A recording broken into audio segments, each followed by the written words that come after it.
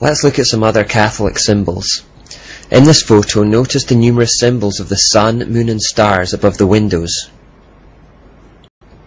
Further evidence of sun worship can be found in the dome of St. Peter's. Notice the sun at the centre of the dome through which sunlight comes. A little known fact is that Catholic churches are built so that worshippers stand facing the east. Although churches may arbitrarily face in any direction, the prevalence and consistency of this practice in Catholic churches suggests that they mean something specific by it. Just as the Jewish temple had worshippers facing to the west, and the tabernacle likewise had its entrance on the east side, it is strange to find that this has been reversed. But then we read in Ezekiel 8:14-16, "He brought me to the north gate of the Lord's temple, and some women were sitting there, weeping for the god Tammuz. 'Have you seen this?' he asked. 'But I will show you even more detestable sins than these.' Then he brought me into the inner courtyard of the Lord's temple. At the entrance to the sanctuary, between the entry room and the bronze altar, there were about 25 men with their backs to the sanctuary of the Lord. They were facing east, bowing low to the ground, worshipping the sun." Catholic churches are built facing the east because it represents turning their backs to the Lord and instead worshipping the rising sun. Mass in Catholicism is something other than a simple remembrance of Christ's suffering on the cross, as it was intended to be. The Church of Rome has perverted it into a reenactment of Christ's sacrifice. It is claimed that the Catholic priest literally sacrifices Christ each time on the altar for the sins of those present and those who have died. The idea is that Jesus' death and resurrection was not a once and for all act, but that they need to continually crucify him over and over to keep atoning for sins. Pope Pius X described it as follows: "The Holy Mass is a prayer itself, even the highest prayer that exists. It is the sacrifice dedicated by our Redeemer on the cross, and is repeated every day on the altar." The blasphemy of the Catholic Church is that they claim to kill Jesus every day through the ritual, causing him perpetual suffering. Nothing could be more obviously from the mind of Satan than this. It is also full of bowing, crossings and genuflections. This is a far cry from the practice of Jesus or the Apostles. Then there is the circular wafer, which again represents the sun. As it is held aloft, Catholics are encouraged to venerate or worship it. After being held aloft, it is then placed in the centre of something called a monstrance. These are a few types of monstrance. You will instantly recognize the solar and lunar imagery. By placing the wafer, representing the sun, on the lunar monstrance, you symbolically create a sexual joining of the male and female gods. You may also notice that this monstrance looks like the logo for the United Nations, and we'll get into that later. The joining of the sun and crescent moon in this way was prevalent in pagan cultures. In this example, which is a pagan Canaanite pillar, we see raised hands in praise of the sun disk within the crescent moon. In this next one we see an Egyptian statuette of an Apis bull, which is one of the most complete representations of Mystery Babylon religion there could ever be. We have the bull itself, which as we know represents Nimrod. We have the sun disk representing Tammuz. We have the crescent moon, which represents Semiramis, and the serpent representing Satan, all compiled into one statue. So this is the most evil statue that you could possibly imagine. In this final example, we see an ancient depiction of Isis, the Egyptian Asherah, the female goddess, with the same symbolism. She is holding her son Tammuz. Then there's the sun disk on her head within the crescent. Often within sun disks, you'll see a face like this. Wherever you see a face within a sun, you are looking at a representation of Baal. Another feature of Catholicism is the crucifix. This is the image of Jesus still nailed to the cross, and only Catholics use it. Often depictions are far more graphic in their detail than this and include blood and gore. This is linked with the blasphemous doctrine of the Mass, where Christ is continually sacrificed on the altar. By perpetually displaying Jesus on the cross, they are continually crucifying him. Another feature of such crosses can be the circle or sun image around the intersection, as shown here. It is particularly prevalent in what are now called Celtic crosses. Referring back to the previous part, you should notice that it creates the quartered circle symbol, which represents Asherah, and which is supposedly used to transmit the energy of the goddess. The idea of continual works or sacrifices to appease the gods and to earn your salvation is a pagan one and exists in all false religions. As it was once put very succinctly, every other religion says, do, but Christianity is the only one that says, done. The sacrifice of Christ was a one-time only event that is completely sufficient for the atonement of sins.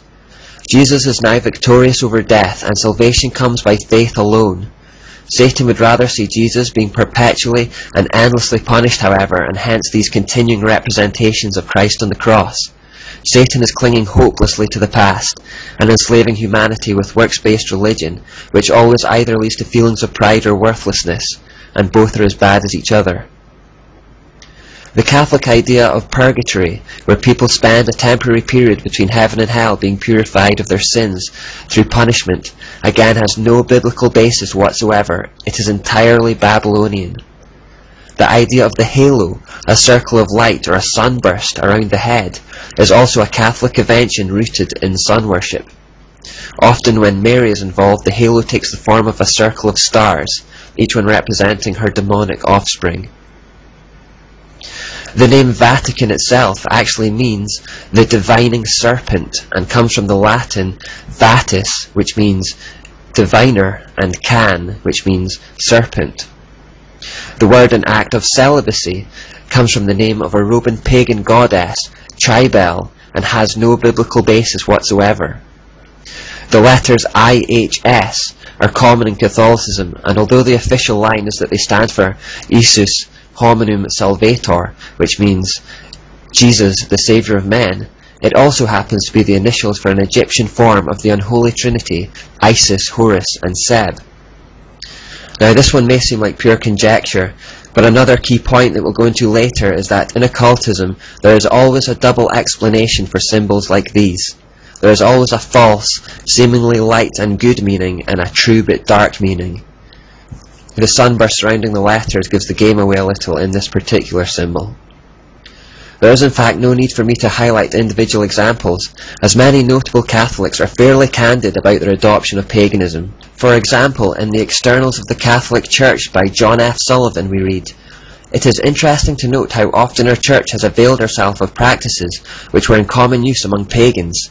Thus it is true in a certain sense that some Catholic rites and ceremonies are a reproduction of those pagan creeds." In the Story of Catholicism on page 37 we read, "It has often been charged that Catholicism is overlaid with many pagan incrustations. Catholicism is ready to accept that accusation and even to make it her boast. The great god Pan is not really dead, he is baptized." Now Pan is listed in the Satanic Bible as the horned god and is one of the infernal names of Satan. Obviously Satan cannot be baptized. Cardinal Newman, who was recently given sainthood by the Catholic Church, admits in his book that the use of temples and these dedicated to particular saints and ornamented on occasions with branches of trees, incense, lamps and candles, votive offerings on recovery from illness, holy water, asylums, holy days and seasons, use of calendars, processions, blessings on the fields, sacerdotal vestments, the tonsure, the ring in marriage, turning to the east, images at a later date, perhaps the ecclesiastical chant, and the Kyrie Eleison are all of pagan origin and sanctified by their adoption into the Church. In The Faith of Our Fathers by Cardinal Gibbons we read, "The penetration of the religion of Babylon became so general and well known that Rome was called the New Babylon."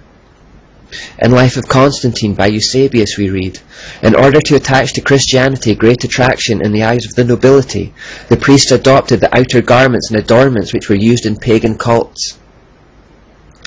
In Religious Tradition and Myth by Dr. Edwin Goodenough we read, "The Church did everything it could to stamp out such pagan rites, but had to capitulate and allow the rites to continue with only the name of the local deity changed to some Christian saint's name."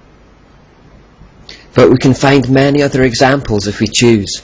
We sometimes see the Pope and other members of the Catholic clergy wearing Saturno hats, for example, and this is in honour of the god Saturn.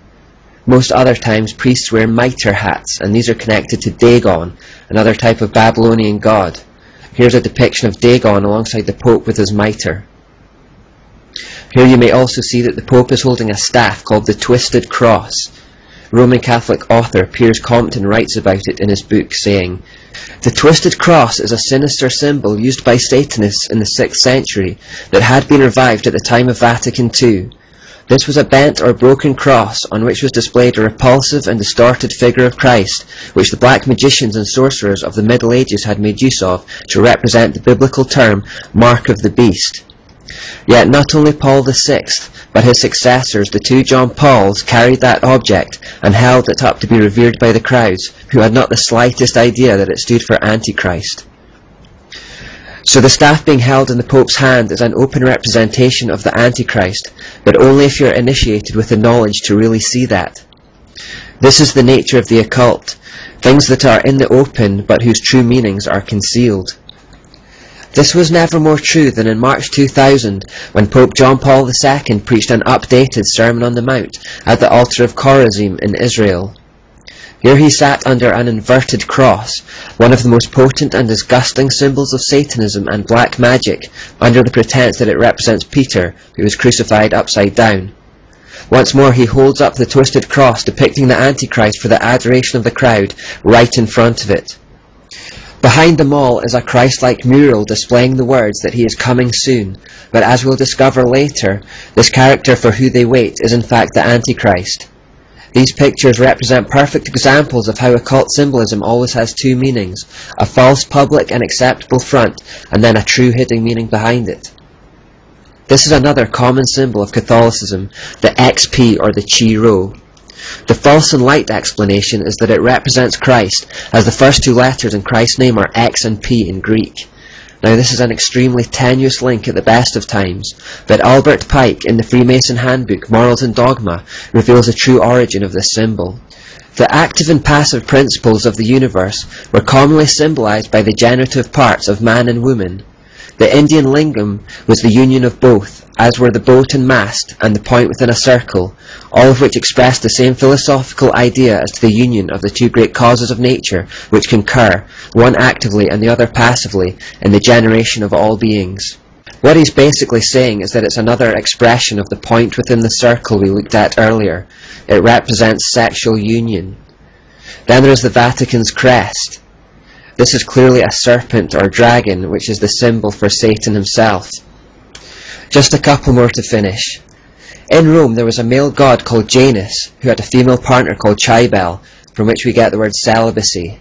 Cybele was always depicted wearing a tower as a crown, which was on account of her being the first to erect towers in cities, and this helps identify her as Semiramis under a new name. Janus was always depicted as carrying a key, because he was considered to be the grand mediator between heaven and earth. He was worshipped as the god of doors and hinges, and was called the grand opener and shutter, meaning the door of heaven would not be open to your prayers unless you first invoked Janus. The worship of Janus prevailed in Asia Minor at the same time the Lord commanded John to write in Revelation, "To the angel of the church in Philadelphia write, These are the words of him who is holy and true, who holds the key of David. What he opens no one can shut, and what he shuts no one can open." God is specifically proclaiming here that he is the Lord and the one true God, who alone opens and shuts the door of heaven, not Janus or Cybele or any equivalent. As the head of the mysteries on earth, the Supreme Pontiff held similar keys which were symbolic of his spiritual and earthly authority, hence the image of the 2 keys on the shield. One key is gold, representing the power to bind and loose in heaven, while the other is silver, symbolizing the power to bind and loose on earth. The Supreme Pontiff was therefore given the name the Interpreter, because he was the link between heaven and earth. In Chaldee, the original language of the mysteries, the word interpreter becomes Peter. Thus we see how the keys of Janus and Cybele would become known as the keys of Peter. And this is the origin of the unbiblical myth perpetuated by Catholics that the biblical Peter is waiting at the gates to heaven, ready to admit or turn away individuals who would seek to enter. It simply comes down to a bit of wordplay with the Chaldean word for interpreter.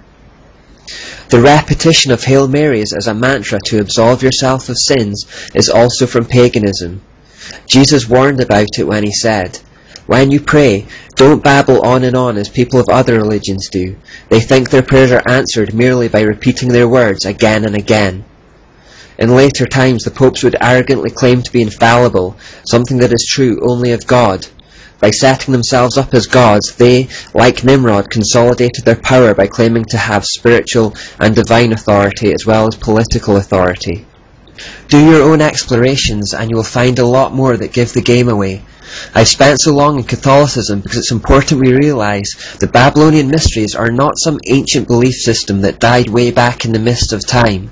The Babylonian religion is alive and well today, in this case disgustingly and confusingly wrapped in a cloak of Christianity.